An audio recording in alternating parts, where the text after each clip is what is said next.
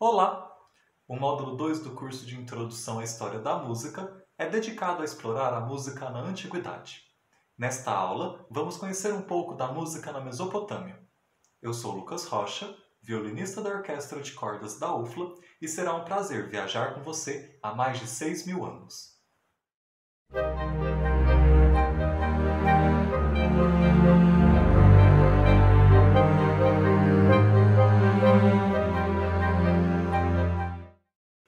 Mesopotâmia significa terra entre rios, e não é por menos. A região era localizada entre os rios Tigre e Eufrates. Note que a região é um pouco mais verde do que o seu entorno, e isso é muito importante, como veremos a seguir. Atualmente, ela é formada por grande parte do território do Iraque e um pedacinho da Síria. Se você ficou curioso, pode procurar por essa região no Google Maps. Ela fica nesse pontinho amarelo aí no mapa.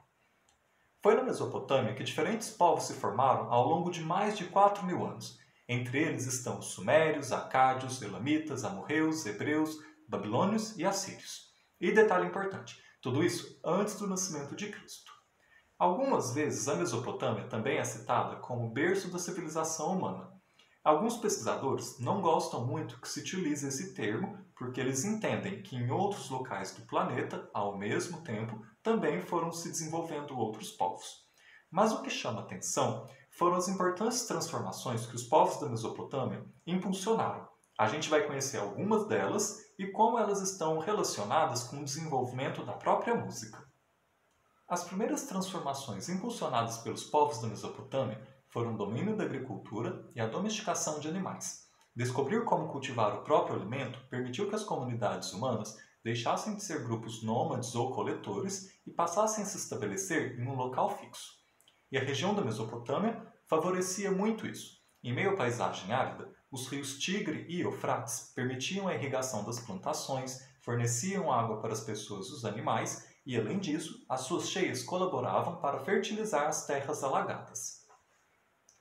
O domínio da produção de alimentos possibilitou que grupos humanos se fixassem em um local, e com isso, por volta de 5.000 a.C., esses povoados começaram a formar as primeiras cidades, como Ur, Larsa, Uruk, Babilônia e Mari. À medida que se dominava a agricultura, foram se formando infraestruturas, como canais de irrigação e digues para conter alagamentos durante a época de cheias. Era muito trabalho para ser feito, por isso as pessoas passavam a se aglomerar cada vez mais, para poder construir isso de maneira colaborativa. Mas valia a pena, porque a produção de alimentos aumentava bastante com tudo isso. Valia tanto a pena que grupos nômades e seminômades começavam a entrar em conflito com essas cidades para tentar saquear suas riquezas. Aí não tinha jeito. Era necessário construir muralhas em volta dessas cidades para aumentar a sua proteção. A vantagem é que as muralhas também ofereciam proteção contra o ataque de animais selvagens. Com o tempo, as muralhas e seus portais transformaram-se em verdadeiros monumentos, como o Portal de Shitar, que foi a 8ª porta de Babilônia e foi construído por volta de 575 a.C., por ordem do rei Nabucodonosor II. O portal foi desmontado, tijolo por tijolo foi enviado para a Alemanha e remontado no Museu de Pérgamo. Além disso, acho que na época ainda não tinham estações meteorológicas para ajudar na previsão do tempo, nem artigos científicos para explicar por que as plantações começavam a ter pragas ou por que os animais começavam a morrer do nada. Logo, não é de se estranhar que muita coisa era explicada pela vontade divina. A maior parte dos povos da Mesopotâmia eram politeístas, isto é, eles tinham mais de um deus. Esta imagem é de uma estampa feita com um selo cilíndrico. Nela são retratados, da esquerda para a direita, um deus caçador segurando o arco, e Shitar, que está sobre uma montanha, esse quadradinho aí é uma montanha. E ela era a deusa do amor, da fertilidade, das guerras, rainha do céu e era associada à lua. Shamash, ainda saindo de entre as montanhas, e adivinha só, era o deus sol, associado à verdade, justiça e moralidade.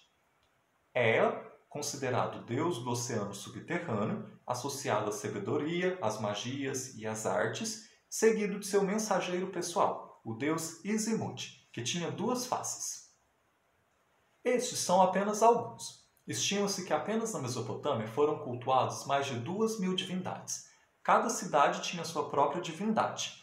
mas em geral elas estavam associadas a fenômenos da natureza ou a próprios aspectos da natureza humana. Uma exceção eram os hebreus, que fundaram uma religião monoteísta. Além disso, acreditava-se que a estátua de um deus era sua existência real entre as pessoas. Assim foram erguidos templos para a morada desses deuses, onde eram realizados os trabalhos religiosos. E era por acreditar que os deuses habitavam no céu que foram erguidos os zigurates, uma das principais construções de uma cidade do período mesopotâmico. Eles eram formados por várias plataformas sobrepostas e acredita-se que bem lá no alto ficava o santuário. Assim, os sacerdotes poderiam ficar mais perto dos deuses. Para esses povos, a música já tinha um papel fundamental na vida religiosa. Várias das atividades do templo eram acompanhadas por música. Os sacerdotes assumiam várias funções, entre elas as atividades religiosas, a organização do povo, das regras de convivência, o controle da atividade econômica e a organização das batalhas para proteger a cidade. Como nem tudo era um mar de rosas, os conflitos eram cada vez mais frequentes, de maneira que, com o tempo, um dos sacerdotes acabou acumulando a função ou se especializando na função de proteger a cidade e de organizar as pessoas para as batalhas. E é assim que surge a figura do rei, um sacerdote que se especializou nas atividades políticas.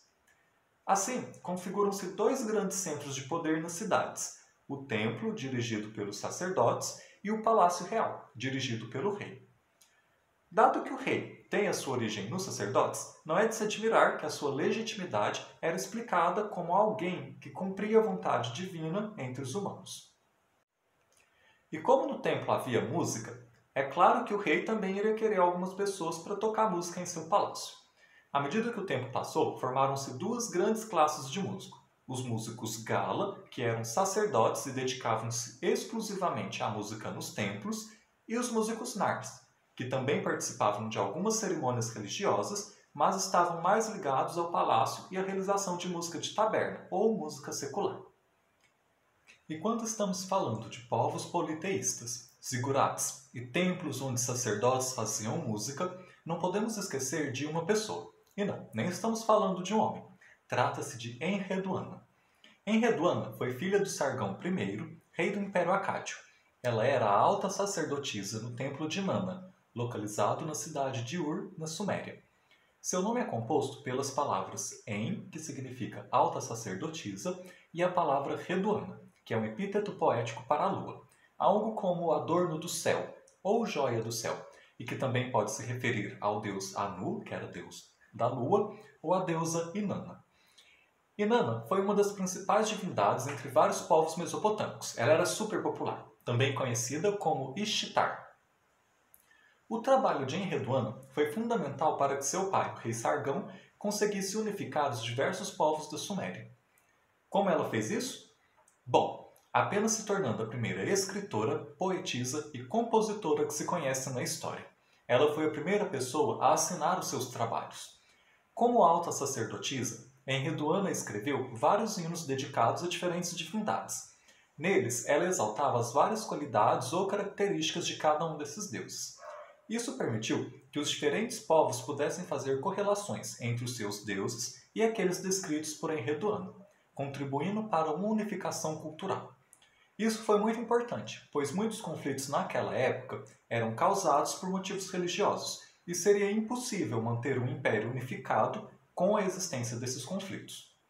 Infelizmente, desses hinos que a Enheduanna compôs, a gente tem acesso apenas aos textos, e mesmo assim, de alguns deles sobraram apenas fragmentos. Entre os mais famosos estão os hinos sumérios do tempo.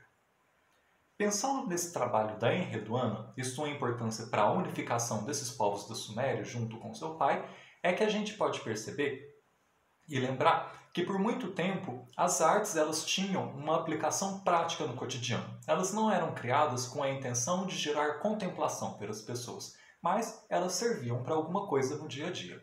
Nesse caso, do trabalho da Enheduanna, ela foi utilizada inclusive com uma função política. Até aqui você já deve estar achando a Enheduanna o máximo, mas talvez não tenha se dado conta de que para ela se tornar escritora era necessária uma tecnologia muito importante. E nem estamos falando de um iPhone. Para escrever algo é preciso utilizar a escrita. Não foi a Enheduanna que inventou a escrita, mas gerações e gerações de povos sumérios que antecederam ela. Ao longo de séculos, os sumérios foram desenvolvendo o que hoje conhecemos como escrita cuneiforme. É o sistema de escrita mais antigo a respeito do qual temos registro e documentação. A escrita cuneiforme era feita utilizando cunhas, uma espécie de lápis que o pessoal utilizava no tempo, e usavam essas cunhas sobre placas de argila ainda úmidas. Essa foi uma invenção tão importante que é o marco que delimitava o fim da pré-história. Hoje a utilização do termo pré-história é discutível, já que todo ser é histórico, mesmo que ele não registre sua própria história ou a história do seu tempo. A escrita se desenvolveu ao longo do tempo como sistema de símbolos. Inicialmente era uma escrita pictográfica, onde para se referir a um boi bastava desenhar. Com o tempo, esse desenho foi se tornando menos detalhado, mas ainda remetia à ideia do boi. Foi formando símbolos ideográficos. Somente depois, os símbolos passaram a representar os sons da fala. Eram símbolos fonéticos que constituíram a escrita propriamente dita, como um sistema de símbolos que representam uma língua. E ela continuou se desenvolvendo, sendo adaptada pelos acádios, assírios, fenícios, gregos, romanos, até os dias de hoje. Basta olhar suas últimas mensagens do WhatsApp. É muito provável que nas mensagens trocadas encontrará aspectos desses 3 estágios da escrita, como GIFs, emoticons e texto propriamente dito, ou melhor, propriamente escrito. É importante ressaltar que a escrita cuneiforme não é o único sistema de escrita inventado ao longo da história da humanidade. A gente tem também sistemas de escrita inventados no Japão e na América, só para citar outros 2 exemplos. E se para você a escrita ainda não parece algo revolucionário, talvez você mude de ideia até o fim da aula, pois muito do que vamos conhecer sobre a música na Mesopotâmia é graças a fontes de registros escritos. No artigo Música e Iconografia entre os Assírios, é mencionado que as fontes sobre música na antiga Mesopotâmia são inúmeras. Existem centenas de tábuas cuneiformes em língua suméria e acádica, além de representações iconográficas e da cultura material resgatada pela arqueologia. Os textos, de caráter variado, apresentam mitos, pautas e teorias musicais, exibindo vocabulário específico sobre a prática musical, sobre os músicos e sobre os instrumentos musicais. Existem diferentes maneiras de falar sobre a história da música dos povos da Mesopotâmia. Uma delas é contar essa história situando as fontes de informação no tempo, como fez a Anne Kilmer e Sam Mitterman no artigo Mesopotâmia, publicado no Grove Music, que é uma enciclopédia especializada em conhecimento sobre música. Eles fazem uma apresentação do que podemos conhecer ao longo de 5 blocos de períodos. Dos períodos pré- e proto-letrados, isto é, antes e durante o desenvolvimento da escrita, aproximadamente entre 3.300 e 2.900 a.C., tem-se registros pictográficos encontrados na cidade de Megido. Ele ilustra uma pessoa tocando um instrumento entendido como uma harpa ou uma lira. Tem-se ainda um selo cilíndrico encontrado em Kogamishi. Nele é retratada uma cena festiva com cantores e instrumentistas tocando harpa, tambores e cornetas. Na descrição do vídeo, deixarei um link de um vídeo onde foi feita uma reprodução dessa harpa, com algumas músicas sendo tocadas nela. Também é desse período uma tábua cuneiforme encontrada em Uruk. Nela tem-se registros contábeis e uma lista de palavras relacionadas a objetos e profissões. Nela aparecem os pictogramas para harpa e músico. Dos períodos das primeiras dinastias e do antigo Império Acadiano, entre 2900 e 2350 a.C., tem-se muita coisa. O pessoal dessa época parece que gostava muito de harpas, e aparentemente elas tinham o formato de um bisão ou de um boi. Bom, elas aparecem nesse selo cilíndrico, e também no Standard de Ur, que possui ilustrações em 4 lados. Em um deles são ilustradas cenas relacionadas à guerra, no lado oposto, cenas relacionadas à paz. E adivinha só, nada como um banquete ao som de harpa para representar a paz. Ele é considerado um dos mosaicos mais antigos que conhecemos e foi feito com materiais preciosos para a época, como conchas, calcário vermelho e lápis-lazuli. Mais de 4.000 anos depois, guerra e paz é o tema de outra grande obra, de Cândido Portinari. Será que nela também tem alguma harpa escondida? Bom, a resposta dessa pergunta vai ficar como dever de casa. Mas o que mais chama atenção nessa época são os artefatos arqueológicos encontrados na cidade de Ur, mais precisamente no cemitério real de Ur. E adivinha só do que estou falando? Mais harpas! E não foi só um. Foram encontradas 8 liras em formato de bisão.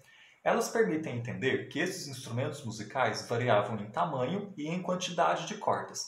Alguns chegavam a ter 13 cordas. Além disso, eram decoradas com materiais preciosos para a época. Isso leva a imaginar que a música passou a assumir um importante papel nos palácios reais. Além disto, esse conjunto de informações leva a imaginar que a harpa era um instrumento cuja imagem melhor representava o conceito de música para essas pessoas. Mas nem só de harpa vive a música. É também em Ur que foram encontrados 5 pares de flauta feitas de prata. Pela iconografia, também é possível identificar outros instrumentos, como o alaúde, um instrumento que tinha 1 ou 2 cordas, como representado nesse selo cilíndrico. Outras iconografias retratam pessoas batendo palma em instrumentos de percussão. Também é desse período alguns textos que começam a tratar de vários assuntos, inclusive amplia-se o vocabulário musical. Surgem termos para designar os instrumentos musicais e suas partes, para designar a pessoa como em Nannar ou Narutu, que significa músico, até textos com instruções de performance vocal e instrumental, tanto em cultos quanto em música secular, como o Gudê ou Nagu, que significa exultar, cantar alegremente. Ah, lembra da Enredoana? Ela também viveu nesse período. Já no período neo-sumério, que foi de 2150 a 1800, o que mais chama atenção é que os textos começam a ter cada vez mais termos relacionados à música. Em um hino autolaudatório, isto é, para exaltar a si mesmo, o rei Shulgi descreve vários detalhes da prática musical. No hino, ele diz saber afinar uma harpa ou uma lira, também sabe ajustar os trastes do alaúde e afinar um instrumento, apertando ou afrouxando as cordas e depois a conferir a afinação. É nesse período que as classes de músicos Nar e os Gala se tornam mais consolidadas. Haviam inclusive hierarquias dentro dessas classes, com um chefe dos Nar e um chefe dos Gala. Nessa estela de fundação é ilustrado os ritos de fundação do templo dedicado a Nigirsu, construído pelo príncipe Gudea na antiga cidade de Girsu. Na ilustração tem-se a representação do próprio príncipe, 2 sacerdotes, acompanhado por um arpista e provavelmente uma pessoa que cantava os poemas litúrgicos. No antigo período babilônico, que compreende os anos de 1800 a 1600 a.C., chama atenção que o conhecimento musical dos sumérios e acádios, que antes eram transmitidos de maneira oral, passa a ser registrado em textos. Os estudantes aprendiam sobre os instrumentos musicais e suas partes, os gêneros musicais e a cada uma das suas seções, procedimentos e técnicas de performance, além de matemática, sumério clássico, contabilidade e outras disciplinas. Eles descrevem vários tipos de textos, literários, hinos, lamentações para solo ou coro, acompanhados ou não de instrumentos. São mencionados aproximadamente 100 tipos de canções ou gêneros musicais. Aqui é interessante dizer que muita coisa foi traduzida do sumério para o acádico, que era a escrita usada pelos babilônios. Quando o império era conquistado por outro mais forte, grande parte da cultura e das tecnologias eram aproveitadas e incorporadas à cultura do império que conquistou. Diferente do que aconteceu com a colonização dos povos originários da América, onde grande parte dos conhecimentos produzidos por eles foram destruídos pelos descobridores. Já nos períodos assírio e babilônicos médio e tardio, tem-se o texto encontrado na cidade de Ashur, que cataloga pelo menos 360 títulos de músicas sumérias e acadianas de 31 ou mais gêneros, que variavam de hinos sagrados a canções de amor. Nesses períodos finais, os textos já fazem descrições detalhadas sobre a afinação e o sistema musical utilizado pelos babilônicos. O instrumento que era utilizado como referência para os textos era a lira ou a harpa. Eles já utilizavam a escala heptatônica, também já conheciam o ciclo das quintas e tinham um sistema de afinação em que era possível reproduzir todos os ditos modos gregos. Ainda vamos aprender o que é cada uma dessas coisas. E é também desse período as canções urritas, encontradas em tábuas cuneiformes na antiga cidade de Ugarit. Duas coisas são muito especiais nela. A primeira é que elas utilizam o sistema musical babilônico e mostram que ele se espalhou até a costa do mar Mediterrâneo. A segunda é que esses textos também têm instruções sobre o momento a ser utilizado para acompanhar os textos e como proceder à sua afinação. É considerada a notação musical mais antiga da qual se tem conhecimento até hoje. E é assim que vamos caminhar para o final desta aula, ouvindo a música mais antiga que conhecemos, o hino para Nikau, deusa responsável pela frutificação dos pomares. Vou colocar a música agora para a gente poder ouvir e a gente se encontra no final dessa aula.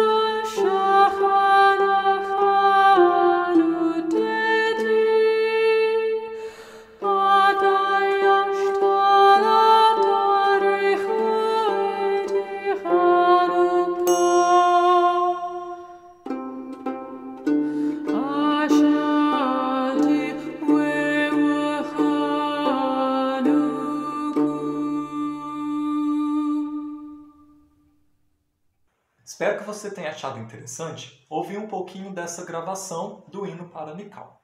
O texto ele oferece algumas instruções sobre a performance, mas não é tão detalhado. Então, cada grupo que vai gravar essa música vai ter uma interpretação que pode ser um pouco diferente. Sugiro que você procure outras versões dessa música para poder ouvir e ver as diferenças. Bom, aqui estão as referências que utilizamos para apresentar essa aula.